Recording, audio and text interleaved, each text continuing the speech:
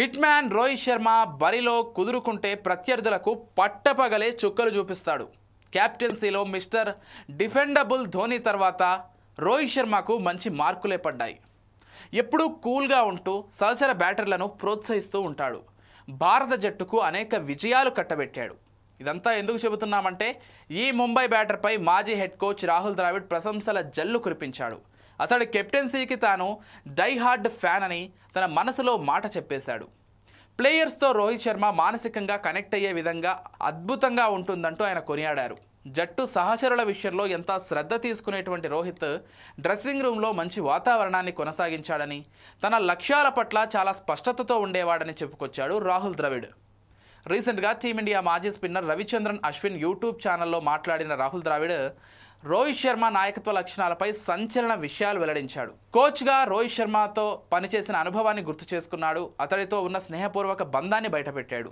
ఎప్పుడు రోహిత్ శర్మ ఫుల్ క్లారిటీగా ఉంటాడని చెప్పాడు రాహుల్ ద్రావిడ్. కెప్టెన్గా బాధ్యతలు చేపట్టిన తొలి రోజు నుంచే జట్టును ఎలా నడపాలి, దేనికి ప్రాధాన్యత ఇవ్వాలి అనే విషయాలపై ఆయన చాలా క్లారిటీగా ఉంటాడని కూడా తెలిపారు.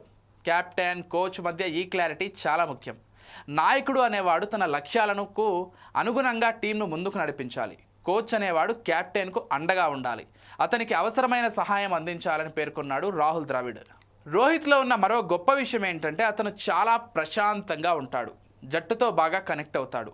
ఏదేమైనా కోచ్గా అతనితో పనిచేయడం గొప్ప అనుభవంగా భావిస్తున్నానని రాహుల్ ద్రావిడ్ ఇంటర్వ్యూలో చెప్పాడు. అతని క్యాప్టెన్సీ అంటే తనకు చాలా ఇష్టమని కితాబిచ్చాడు. రోహిత్ శర్మను ఓ యువకుడిగా, అండర్-19 కుర్రాడిగా చూసి తన చేతుల మీదనే అరంగేట్రం క్యాప్ అందించడం, అతను గొప్ప కెప్టెన్గా రాణించడంపై చాలా హ్యాపీగా ఉందన్నాడు. రోహిత్ క్యాప్టెన్సీలో భారత జట్టు చాలా స్ట్రాంగ్గా తయారైందన్నాడు రాహుల్ ద్రవిడ్. ఒత్తిడిని తట్టుకొని జట్టును విజయాలకు ఎలా అందించాలో యువ ప్లేయర్స్కు హిట్ మ్యాన్ ఒక మార్గదర్శి అని చెప్పాడు. ప్రస్తుతం వన్డే కెప్టెన్గా కొనసాగుతున్న రోహిత్ శర్మ గేమ్ను ఇప్పటికీ చూడాలని ఉందని తన మనసులో మాట బయటపెట్టాడు రాహుల్ ద్రావిడ్.